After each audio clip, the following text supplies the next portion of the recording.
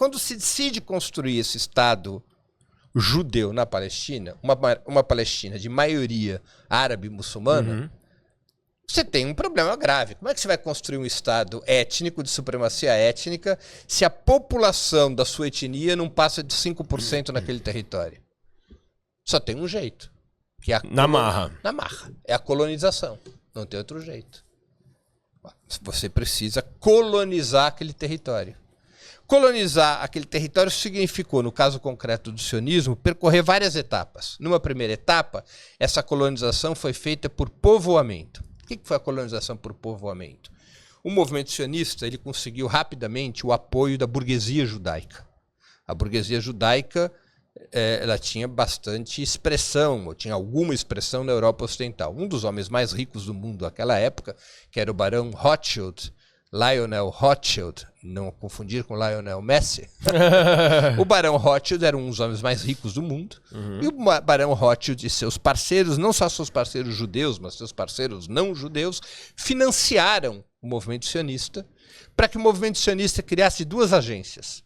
Uma agência chamada Fundo Nacional Judaico e uma outra agência chamada Agência Judaica. O que fazia o Fundo Nacional Judaico com os recursos angariados por Rothschild e outros apoiadores do sionismo?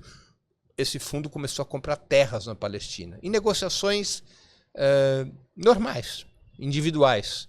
Eu sou um judeu, eu tenho dinheiro, você é um árabe muçulmano, eu quero comprar sua terra. Injetou recursos para que os judeus pudessem comprar terras dos árabes muçulmanos, dos turcos, porque, como eu disse, a Palestina estava sob controle do Império Turco-Otomano, e até de alguns persas que ainda estavam por ali. E que foram vendendo. Foram vendendo.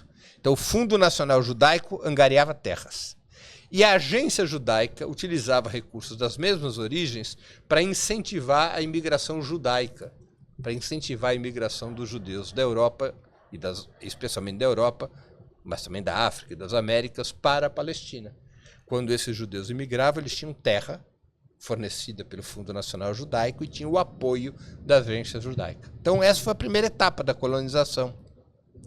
Para aumentar, o objetivo dessa primeira etapa da colonização foi aumentar a presença demográfica dos judeus na Palestina.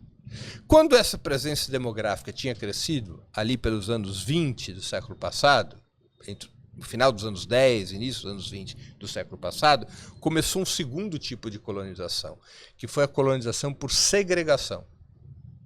O que é a colonização por segregação? O capital judaico sionista foi criando empresas, foi criando escolas, foi criando hospitais, foi criando fazendas, com uma característica. Somente só podem... para judeus. Só os judeus podem entrar. É nessa segunda etapa da colonização, Raul, que os palestinos se dão conta que havia um processo de colonização. Porque até então a compra de terras parecia normal. Parecia uma democracia. A imigração judaica também parecia normal, porque era comum no mundo. E ninguém delimitou um perímetro. Não. Era E só... a imigração também era comum naquele período, não é? Naquele início do século XX, os fluxos migratórios eram muito constantes, em todas as partes do mundo praticamente. Nessa colonização por segregação, que predominaria até os anos 30 do século passado, os palestinos já começam a lutar contra os sionistas, porque se dão conta que havia um projeto que lhes tiraria, ou que buscava lhes tirar, o seu território, para instalar naquele território um corpo de liderança que diria só, agora quem manda sou eu aqui. Esses imigrantes judeus, sustentados pelo capital judaico, estavam estabelecendo uma estrutura econômico-social judaica numa terra de maioria árabe e muçulmana. Isso vai provocando uma reação dos palestinos naquele momento. E nesse ponto não haviam... Quais eram esses outros países ali, então? Porque aí já, no caso, haviam países determinados, ou ainda era a região da Palestina? Não, ainda estava, até 1918, a Palestina esteve sob o Império Turco, esteve nas fronteiras coloniais do Império Turco-Otomano.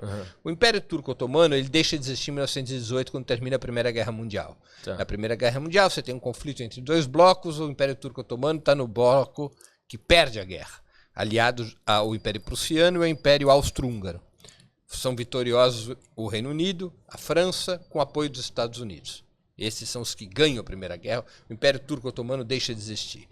Todo o Oriente Médio é fatiado, praticamente, com exceção do Irã, entre o Reino Unido e a França. Certo. Né? Houve o famoso acordo Sykes-Picot, que divide o Oriente Médio, parte vira mandato colonial francês, parte vira mandato colonial britânico, a Palestina vira mandato colonial britânico. Tá bem? A partir de 1918, que coincide com a transição da colonização de povoamento, colonização sionista de povoamento, para colonização por segregação. O movimento sionista, ele se alia ao Reino Unido. O Reino Unido tinha interesses em fortalecer o movimento sionista no Oriente Médio. Por que o Reino Unido tinha interesse em fortalecer? Por alguns motivos. Antes de 1918, para enfraquecer o Império Turco-Otomano. O Reino Unido, nesse caso, ajudou os países árabes, ajudou o movimento sionista, ajudou tudo aquilo que pudesse desgastar o domínio do Império Turco-Otomano. Então esse foi um interesse do Reino Unido. O Reino Unido tinha interesse em criar uma cabeça de ponte mais próxima às suas operações ali no Oriente Médio, porque já nos primeiros anos do século XX avançava com muita rapidez a indústria petrolífera. A indústria petrolífera logo se revelava essencial para modernizar, para adquirir, para conferir maior produtividade para o desenvolvimento do capitalismo. A substituição do carvão pelo petróleo foi uma revolução. E esse petróleo se concentrava em algumas áreas do mundo, uma delas era os Estados Unidos, outra era a Rússia e outra já era o Oriente Médio. Já era a Ásia. O primeiro lugar onde se concentrou, onde se produziu petróleo ali naquela região foi no Azerbaijão, que faz fronteira com o Irã. Mas já era claro que o Oriente Médio todo podia ser uma bacia petrolífera. Uhum. E o Reino Unido queria ter influência naquela região. Isso faz com que o Reino Unido e a França dividam o Oriente Médio depois da Primeira Guerra, e isso faz com que o Reino Unido queira fortalecer uma Palestina sob seu controle. Não há petróleo na Palestina, mas a Palestina é geograficamente essencial, posicionada, porque ela é a cabeça da transição ela é a ponte da transição entre o Ocidente e o Oriente. Certo. Não?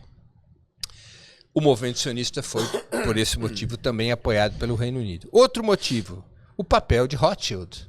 Rothschild era um dos maiores empresários do ramo de petróleo, com grandes negócios em Baku, capital do Azerbaijão.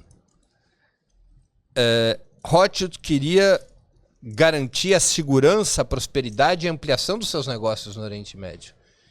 E Rothschild era um homem influente na burguesia britânica. Rothschild era um homem influente no Reino Unido. E essa aliança entre o Reino Unido, entre a monarquia, entre a coroa britânica e Rothschild, era uma aliança natural. Então esse é um outro motivo pelo qual o movimento sionista e o Reino Unido se interligam. O Reino Unido investe e protege o movimento sionista. Quando começa o movimento, a colonização por segregação, os palestinos começam a reagir. No início não era uma reação organizada, era muito mais motins sociais espontâneos, às vezes até muito violentos, contra comunidades judaicas, contra empresas judaicas. Quase como que pessoal, né? Claro, ou de muitas pessoas, mas como se fosse um motim, né? Sim. Como se fosse um motim. O que eles queriam? Eles queriam empregos nas empresas que estavam sendo criadas. Queriam Eles estudar queriam nas escolas. Eles não queriam, por outro lado, ver aquela imigração judaica galopante tomando conta das suas cidades. Eles queriam proteger o seu território, sua tradição de séculos e séculos. Eles estavam sendo colonizados dentro do seu próprio território. Por outra religião, inclusive. Inclusive por outra religião. Quando começa a reação dos palestinos, nos anos 20, a reação já é uma reação bastante ampla, bastante dura. Aí também começa a terceira etapa da colonização, que é a colonização pela violência. O que faz o movimento sionista? Ele cria 3 grandes milícias armadas para enfrentar os palestinos, sob o pretexto de proteger a vida e a propriedade judaicas na região. Essas 3 milícias, cada uma delas se vinculava a um setor político do sionismo. Então você teve o Haganah. Haganah era a milícia vinculada aos trabalhistas, ao sionismo trabalhista. Você teve o grupo Lehi e o grupo Irgun, esses outros 2 grupos mais vinculados à direita sionista. Essas 3 milícias combateram os palestinos. Essas 3 milícias se juntaram ao Império Britânico para combater a Revolução Palestina de 36 a 39. Os palestinos organizam uma revolução contra a colonização sionista e contra o Império Britânico nesse período de 36 a 39. As milícias sionistas se juntam ao Reino Unido para destruir e derrotar a Revolução Palestina. Então, esta é a colonização pela violência.